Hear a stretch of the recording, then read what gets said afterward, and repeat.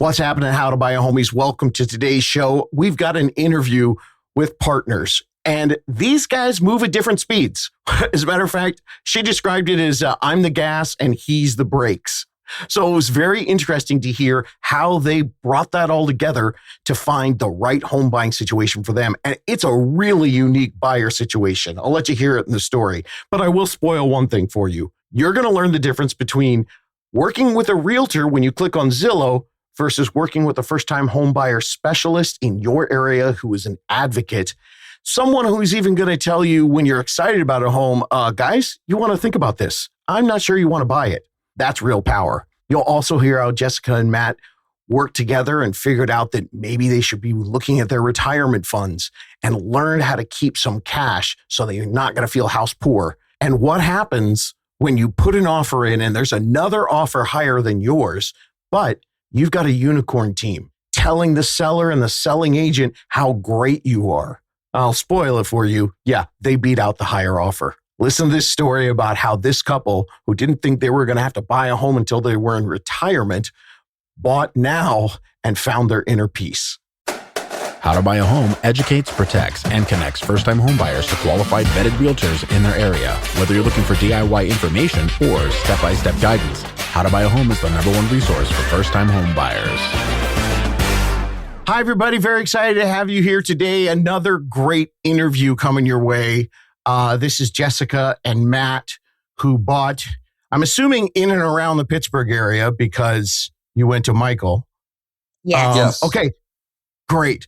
So first up, everybody's here because they want to learn how to buy a home. You just did it. You guys closed. Geez, I'm recording this 20 days after you got the keys to the house, or at least closed on the home. You closed March 27th, 424,900. We'll call it 425. So give us your best tip for everybody out there. I'm going to have to echo, I feel like, what I learned from you, which is find that unicorn team. Our realtor was really helpful to us through the process and gave us the confidence that we needed to understand what we were doing and make the right decisions. Yes, I totally agree. Michael was an amazing realtor for us. He was encouraging and just said some things that really helped to put us at ease, because this was a totally new experience for us. Well, and that segues great into my questions today, because there are things about first-time homebuying experience that everybody has the same. You guys had something really unique. Now, Jessica, you reached out to me in November of 2025 and told me that you guys had moved 3 times in the last year because Matt, you're a pastor. And Yes. Okay. And so that created some unique situations. Number one, you were moving around. Number two, you had a housing allowance that was part of the pastor income, as it were. And that meant that when you first reached out to me, you were like, oh, we didn't think we were going to buy a home till we retired because we had this housing income as part of our life. So talk to me about where you were when you first came in, and was it something on the podcast, or did something change in your work to make you go, maybe we should try this? Well, it's not a housing allowance. We actually have a what's called a parsonage in our Methodist denomination. So we have housing provided through my work. So I mean, we actually had a house through my church. I'm a Methodist pastor, and I grew up as the son of a Methodist pastor. So I've lived in parsonages almost my whole life, and owning my own home was a totally new idea for me. So Jessica had to help warm me up to the idea.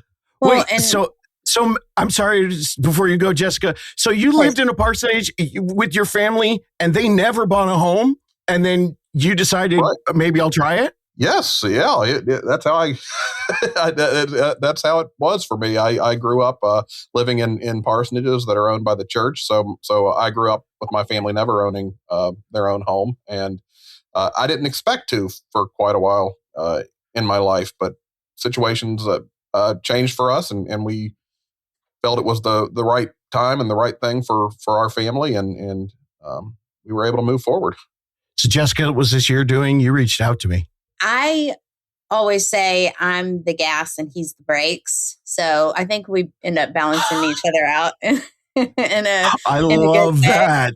But it all, we have moved, I think, 3 times in the last 10 years, And the last time we moved, our oldest was in preschool. So it wasn't that big of a lift. The leadership within his church was really working with us, working with my career to kind of help keep us in the same general area. So we really only moved within and around the Pittsburgh area over the last 10 years, but we're moving multiple houses, multiple school districts.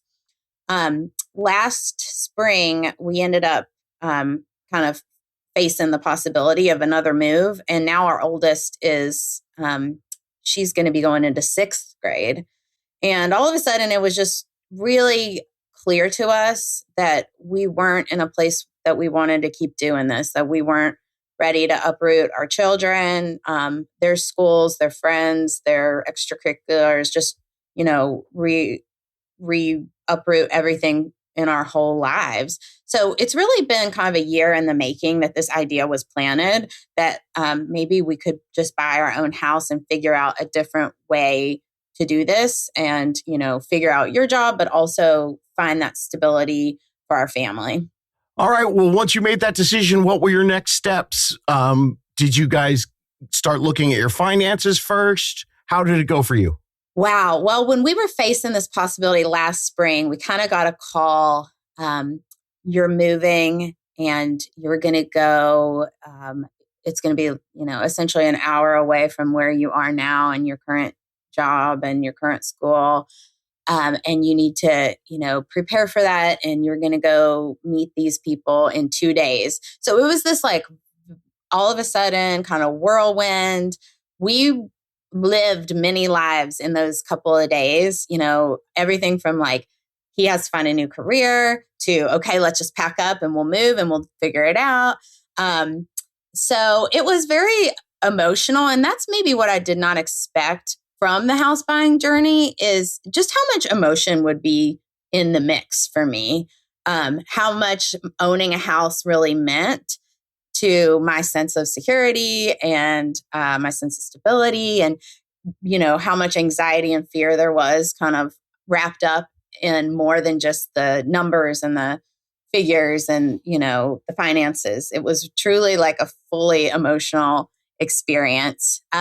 So I was on Zillow immediately. And I was looking around for what's out there. I ended up, as it happens, I guess, a realtor kind of reached out to me after I liked something on Zillow. So I kind of got sucked in real quick. And it wasn't long before I started to feel really overwhelmed and kind of I didn't know what I was getting into. How did you figure out your price point when you were first looking on Zillow? Because this was still a maybe and you hadn't done the deep dive yet into your finances. Really, we didn't. At that point, we didn't really know what to expect. I think I was trying to gather information and figure out what was available in our area, what houses we're going for, what we would kind of need in a house in terms of space and size. So I was kind of working backwards a little bit, trying to see how much it would cost us to get what we needed in this area. When did you go from Zillow to looking online and finding a podcast?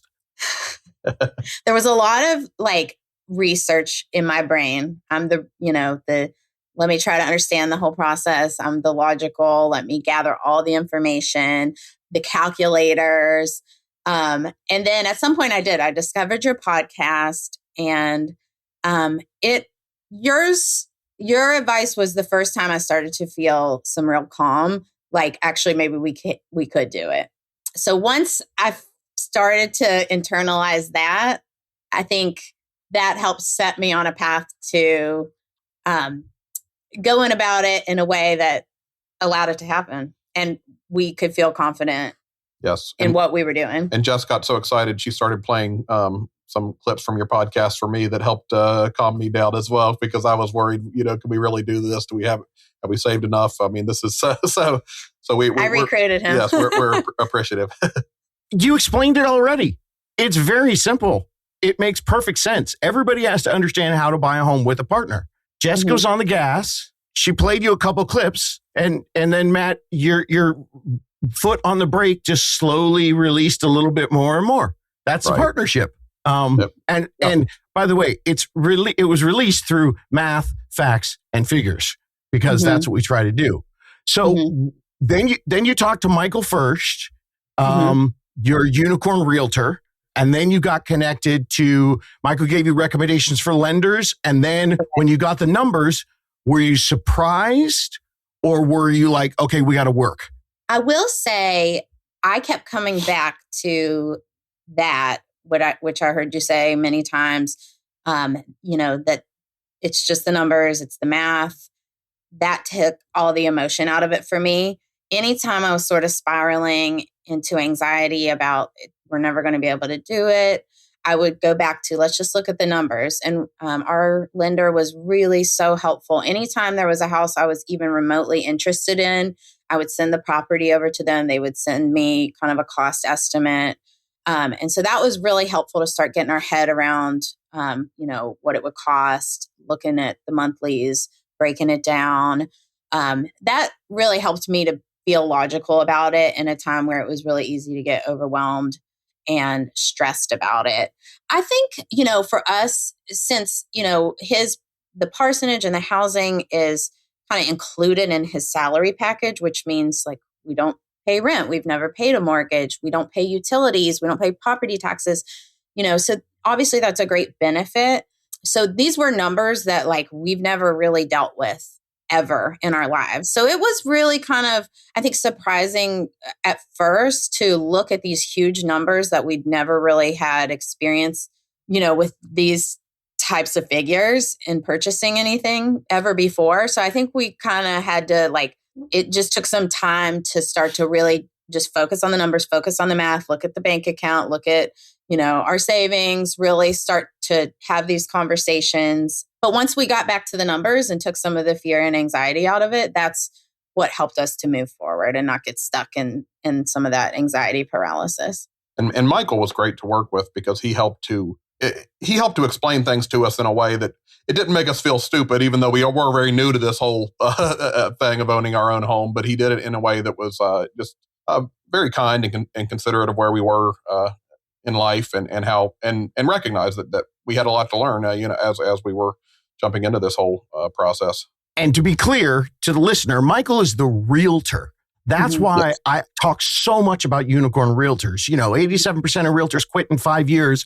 They don't learn a lot of the financial stuff. For someone like you who's never seen a utility bill, who doesn't understand it, I mean, he has to be able to be an educator and advisor first. Showing you the homes and negotiating the deal is like number 4, 5, and 6 on the list of what he does. So I'm really glad that worked out for you. Once you got those numbers, and, I always warn people, they're going to give you numbers that either are like, well, that's great, I can pay all that, but what about the monthly? I love the fact that you had that relationship where when you saw a house, you immediately said, talk to the lender, and you turned it into the monthly payment. So that means you must have had your down payment figured out. What did you guys end up doing for a down payment?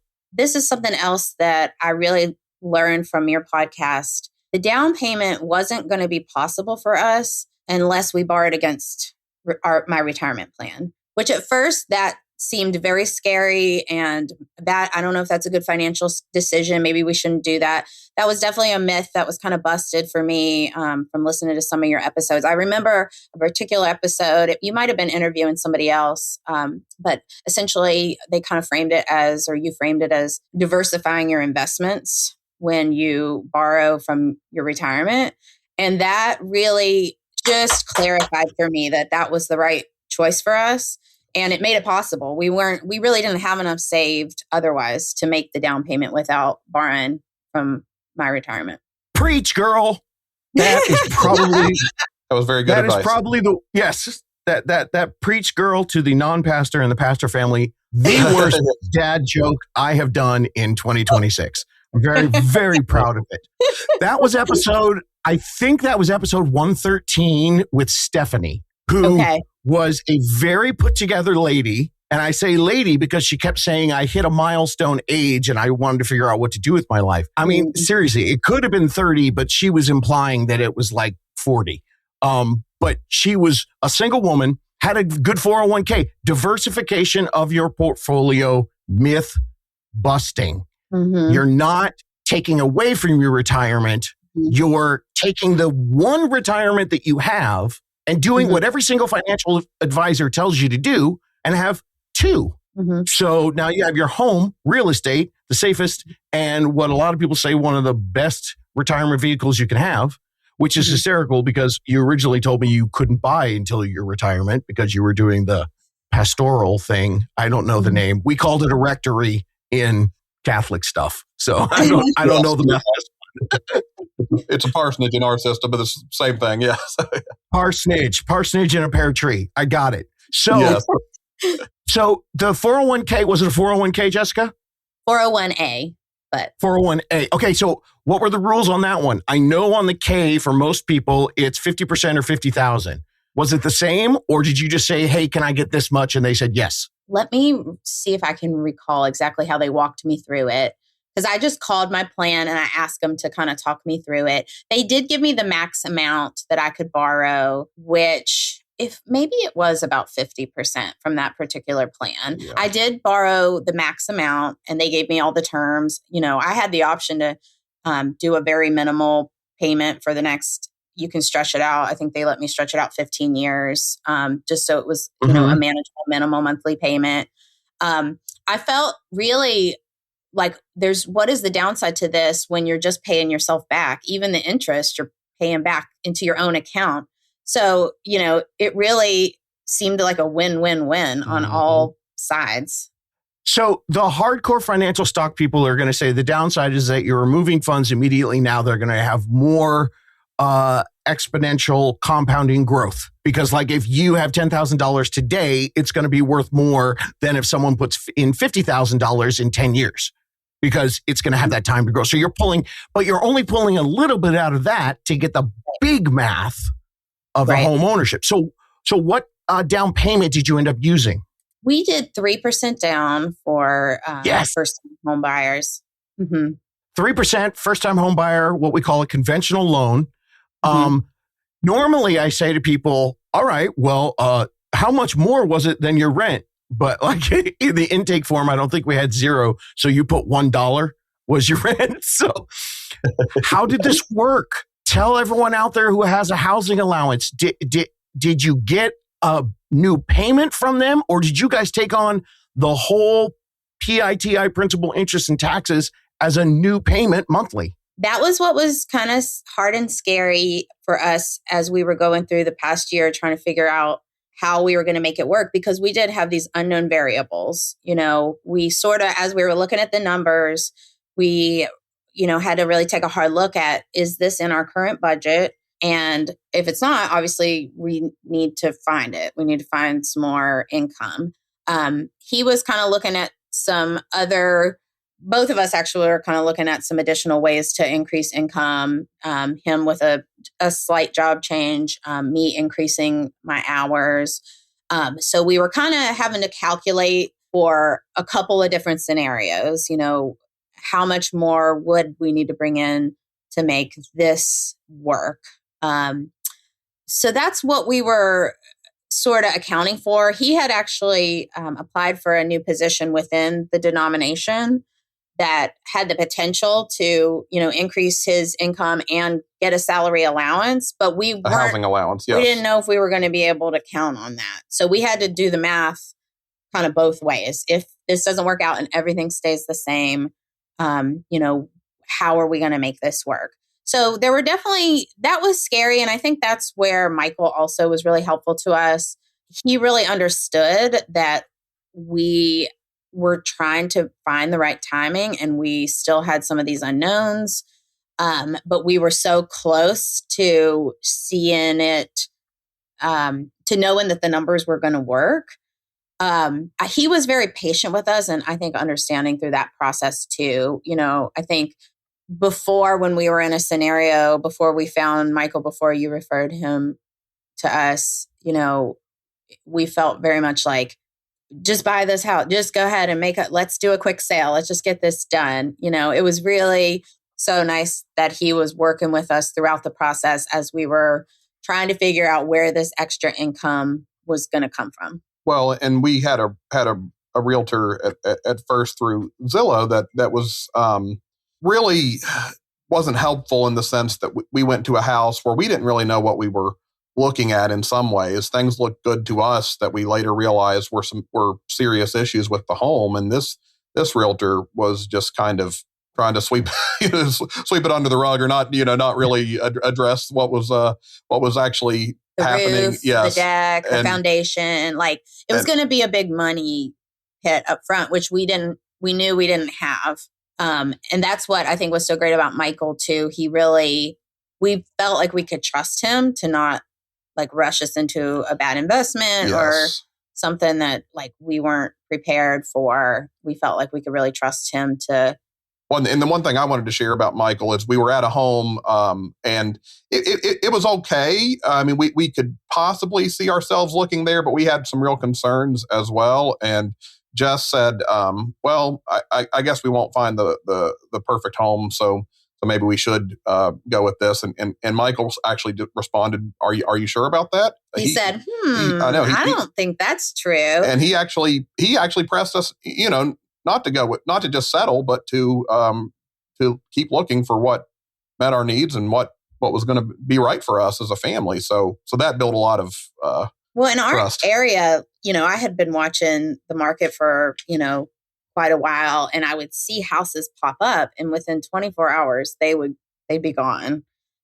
Things were moving really fast. Anything that was like worthwhile, was going really fast. And we have 3 kids. We needed a 4-bedroom house. It was hard to find a 4-bedroom house. And then, again, watching how quickly things went. So I knew that when we decided we were ready, like it was going to be get your ducks in a row and then go to get it done. I was scared I was not going to find like what we needed, what we wanted, that we were going to be in a situation where he would absolutely have to move.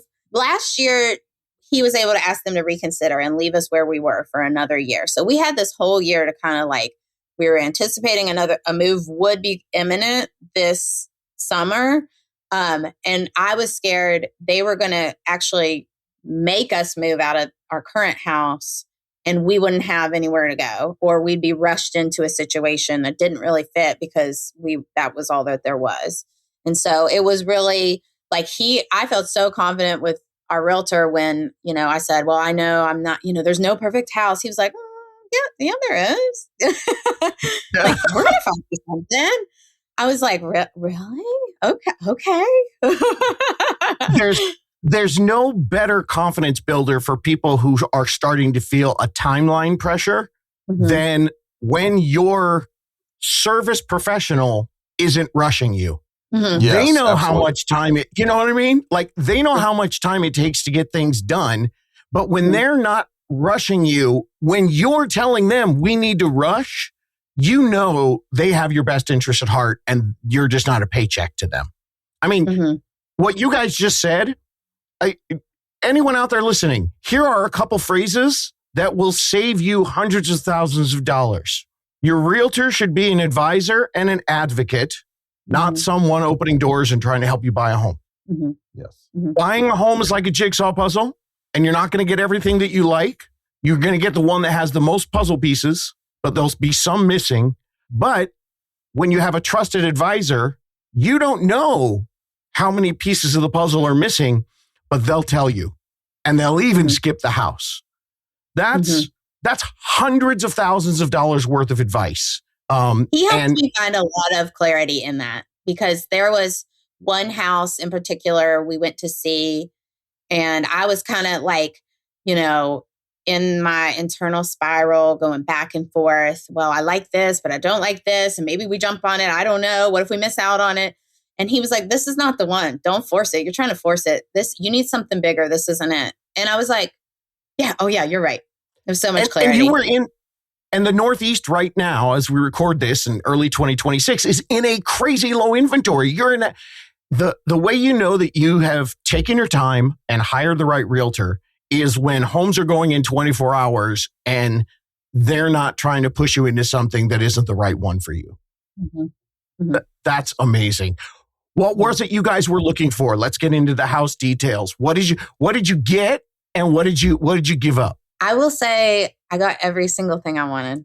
I got literally the perfect house. I got every single thing I wanted. We found a 4-bedroom. We found a house that's right next to our kids' school. They don't have to change schools. They're going to be able to walk to and from school on a nice, quiet street where they can, run around and ride their bikes and, be kids, play in the woods. The house has been taken great care of by the previous owners. So there's not a whole lot of, big projects we have to do up front, which was important for us too, just knowing we didn't have a whole lot of, extra income to do major repairs right off the bat. Yeah. And our girls are going to have their own rooms, which they're excited about. Mm-hmm. And so it really... We got some yard for the dogs. Yes, yard for the dogs. Mm-hmm. Literally everything that we wanted. Okay, so we were happy with the price too. We were happy, we were really pleased with what the price was for like what we got out of the house. We thought it was a really, fair price for everything we got in, kind of the current market. So, like I said, I was raised Catholic and I know a little bit about the Beatitudes and stuff. So when you have a church cookout, you need to invite the entire unicorn team and tell them to bring to-go boxes. They don't even have to stay. Just show up, get some food, because you got us the perfect house at a great price. That's incredible. I'm so happy for you guys. Thank you. Now, wait, you said gonna. Are you guys, is the house still getting ready? We've closed. We're going to move. We don't have to leave our current house until June. So we have a couple months to paint and hopefully purge some things and kind of really, kind of take our time getting all set up over there and we're already making it our own. We have some time and we're going over there actually right after this to do some painting. We have time to make it, exactly our own. Oh, that's amazing. Okay. So major big lessons here. 401k and diversifying your portfolio, breaking that myth. You're not taking away from your retirement. You're adding. That's huge. The crossover time. Now, you guys said that you were, again, ignorance, not a dirty word on my podcast. You just don't know. You guys were ignorant about the costs because someone else had been paying for you. Mm-hmm. A lot of renters try to time moving into the house with the last day of the apartment because they don't want to pay double. Now, you guys got the crossover, but in your situation, you're not necessarily paying double. But not paying double, but we did have to find that money before some jobs came through. Yes. Which was another, he did end up getting a job. He won't start it till July. So he's got some extra income, that's going to kind of make all the math fit. But we knew there was going to be a time lapse between like that new income coming in and, when we'd have to start paying the mortgage. So that was another calculation that we made. And also what helped us with, we did have some savings set aside for a down payment because we were starting to think about this. We didn't have quite enough, but what we ended up doing when we borrowed from my retirement plan, we used all of that to pay our down payment and the closing costs. And we kept our savings aside. And we knew that was going to kind of get us through the couple months before he started his new job to start paying the mortgage. So we didn't have to worry about that time. Yes. If you're not watching the video, I have hands raising, testifying, preach, preach, preach. Anything you can do to supplement your savings and pay. In other words, if you can get money some way, if your parents give it to you, if your brother gives it to you, if you can pull from a 401a or a 401k, and instead of draining all your savings, if you can pull as much as you can from someone else, even if you have to pay it back, so that that can be the majority or all of your down payment and closing costs, then you have that emergency. You're borrowing money against yourself and paying yourself back. It's the same principle behind a low down payment. Why are you going to put $20,000 down or 20% down on a $500,000 house when you could put 10% down and keep $50,000 in the bank. If you put that 20% down, you would have lost that money. Now, yeah, you pay a little more, but you have $50,000 and you could pay it back slowly. And in the extra monthly payment. But yeah, I preach. I love it. I love it. It's the perfect house.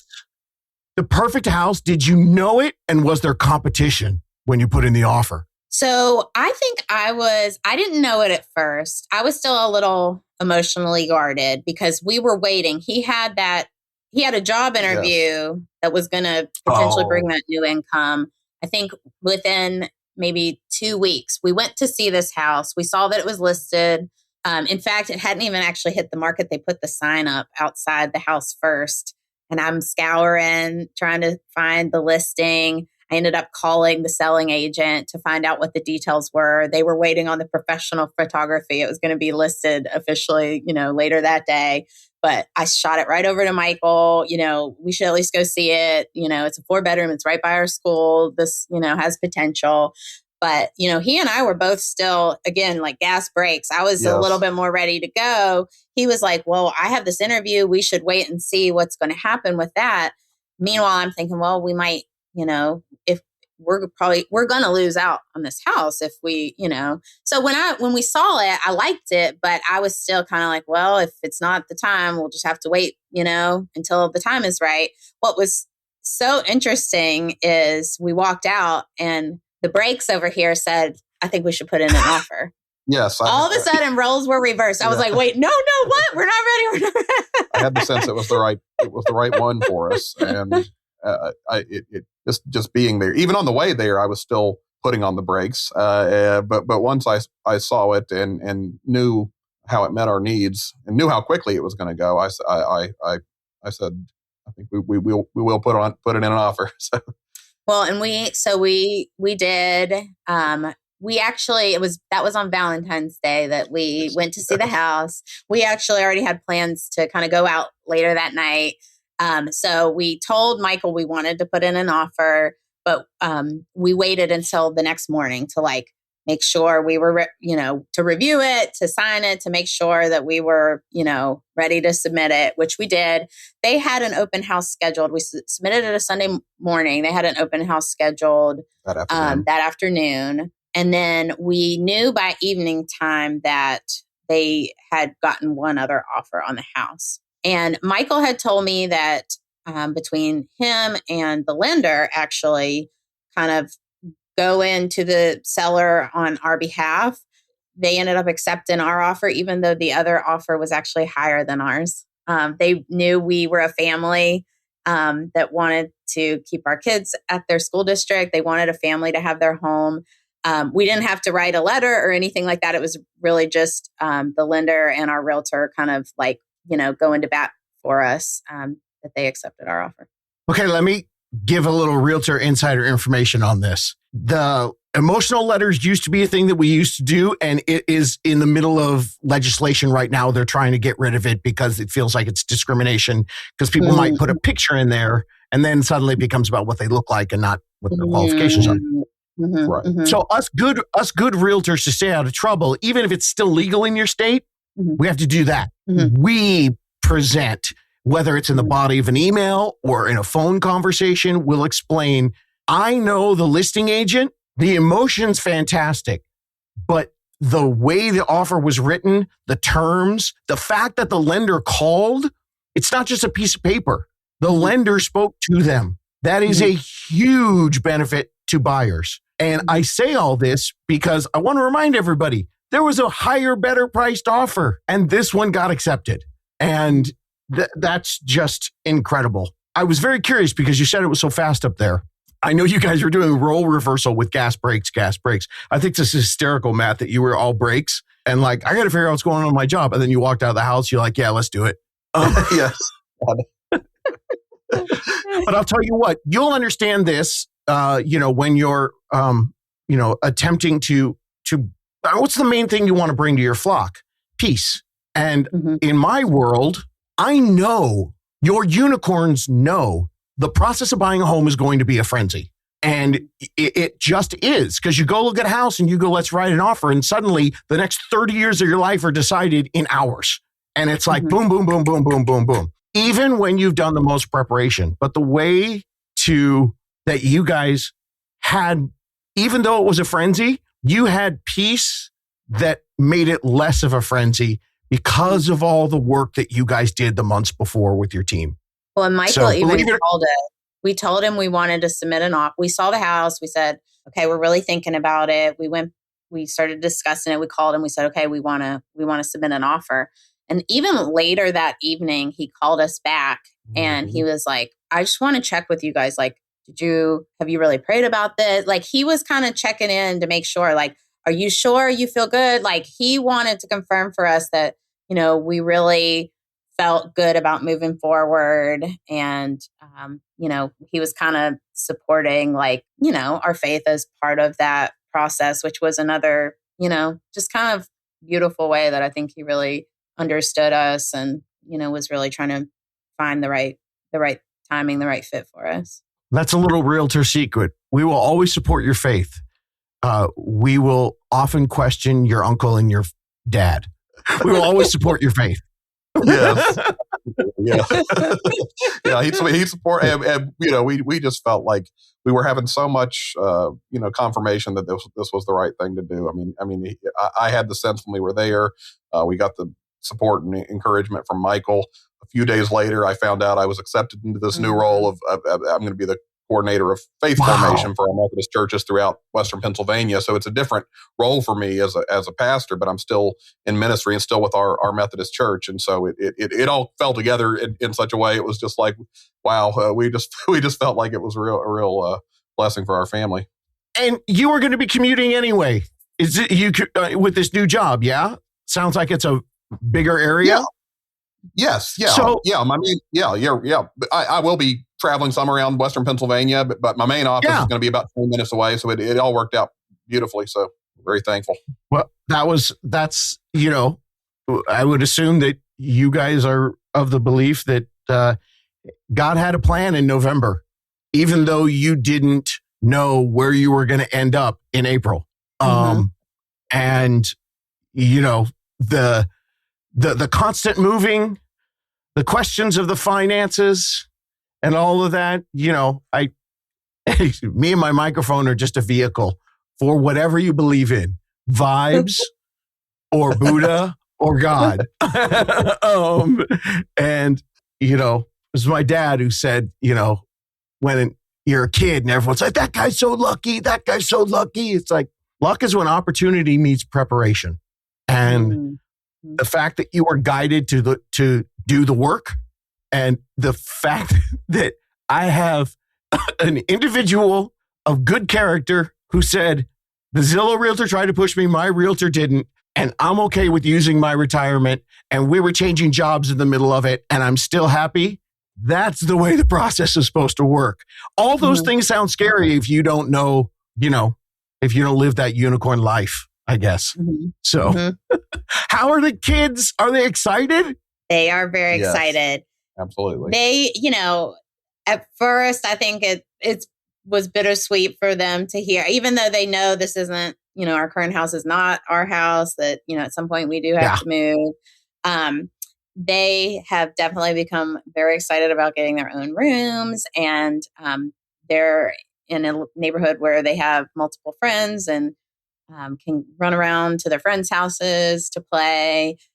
So I'm seeing them become more and more excited as we start to make preparations to move. That's so exciting. Well, I can't thank you guys enough for sharing. Again, it's so unique. It was so great when you guys first reached out. And you guys shared so many valuable lessons. And I love that my dog reiterated, don't talk to that Zillow realtor. Thank you so much, Roki. That was good. Is there anything else about the process that you guys want to share? Or did we cover everything? The other thing I was going to say, I just wanted to thank you for, I found your podcast and I was listening to it, and, you saying you can do this, each episode was really what started to make me believe that it was possible.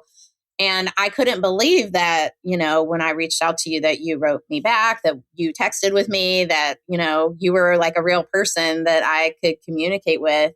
And you responded to me very quickly. I am so thankful for that. And, you did get us connected with Michael, who helped us get it done. So thank you for your role in making it happen for us too. Absolutely. You played a role, and we were very appreciative.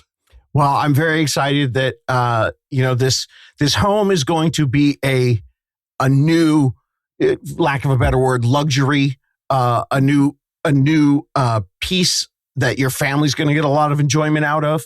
But, Jessica, at the very beginning, you were talking about the stability. This home is going to mean that whatever your purpose is in life, you're going to be able to do it with a stronger feeling of comfort, stability, and peace.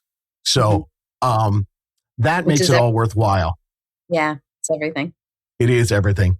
Thanks so much, guys. I appreciate having you. Thank you. Thank you.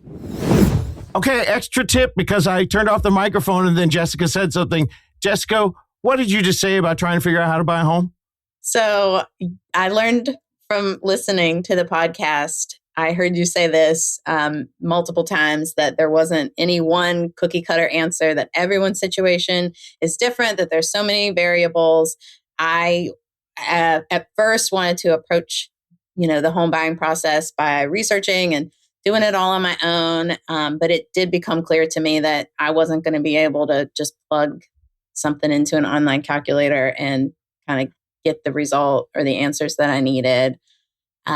That's where, of course, our unicorn team came in to help us really understand our particular situation and all the kind of variables that we had up in the air. So you came into it thinking that because you're a gas person and a research person and an analytical person, you thought you were going to be able to do all on your own.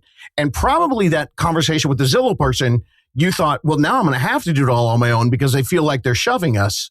But then you found, okay. And then you found you didn't have to. Yes. When I found the Zillow person, and I didn't really have confidence, I thought I'm going to have to work really hard to make sure that I know what questions to ask them and that they're not leaving anything out. I'm going to have to really make sure I'm on top of this. And I think at one point I heard you also say, you don't have to do that. You should be educated and you can be educated, but you don't have to know everything. That's what your team is for when you find that unicorn team. We realized the Zillow person wasn't being as upfront as they could be, because we reached out to relatives who knew more about what goes into building a house than we do, who were telling us, these are major things that should have been pointed out to you. And we're like, so we're like, well, could we really trust this person? So that was making us think, we're going to have to be really, guarded and doing a lot more on our own. And we thankfully found out that that doesn't have to be the case if you have the right person as your realtor. I think you said in the interview that he was sweeping stuff, or the realtor was sweeping stuff under the rug. And then Jessica was like, yeah, like the roof, the foundation. That's big stuff to sweep under the rug, baby. So that's, Yeah. So, well, thank you very much. Handy people. I think that was like, and when relatives who are handier people than we are saying, oh, you should you got to watch out for this stuff. We're like, oh my, we really need to make sure we're not getting told the wrong thing here. So. And it takes a village. I tell people all the time, if your realtor knows everything about the house, that's great. That's awesome. Maybe they have a construction background. Maybe they're handy. I'm not, but I have people to lean on. So if your realtor is good at all that stuff, you also have to make sure they understand how to be a financial advocate, how they need to be able to negotiate on your behalf. And so, just make sure when you're evaluating people that you come into it with an open mind. You shouldn't feel like you have to know it all on your own. And the team that you hired should make you feel like, oh, I'm glad you know that. Here's some other things about the process that are specific to what you're doing. And that should be a partnership of information. So, okay, I just had to re-record for that. Thanks. We're done now. Bye. Yeah, I had to bring him back for that. Man, what an incredible story. I keep trying to explain to everyone, if you're looking for the cookie cutter simple playbook of how to buy a home and you think you're going to find the answers when you Google it or you ask AI, there's just no way. Everybody's situation is different. Their situation was so incredibly different, and yet they still ended up in a home that worked just right for them. Now, if you want to hear more stories like this, go to howtobuyahome.com and look for the episode guide. That's where you find over 100 different real life stories from real people. We'll put that link for you in the show notes, because what we got going on here, I said it before, this is legit. We're bringing the home buying dream back to reality. Truly, it's my honor to be here and just give all this information away for free. We have tens of thousands of people that have done this, and some of them have asked for a unicorn, and some of them have just listened and done it on their own and send me a picture when they're done. We don't care. I don't care. I just want everyone to do this the right way, because it feels like the correct way to buy a home right now is so hidden that a lot of people have given up. And if you're brand new and you don't know where to start, episode 400, the first 10 steps for first-time home buyers. And after that, go back to that episode guide that we'll put in the show link, and you're going to be able to find every question that you've got answered there. I'm so excited and so proud that we've got so many interviews from people who figured out what to do just by listening to, my goofy ass here on a microphone. And you know what? I think you can do it too. That's a great way to end the show. You can do this. Looking for more DIY education or your own personal step-by-step guidance through the home buying journey? Since 2019, How to Buy a Home has been the #1 resource for first-time home buyers. So visit howtobuyahome.com to get started.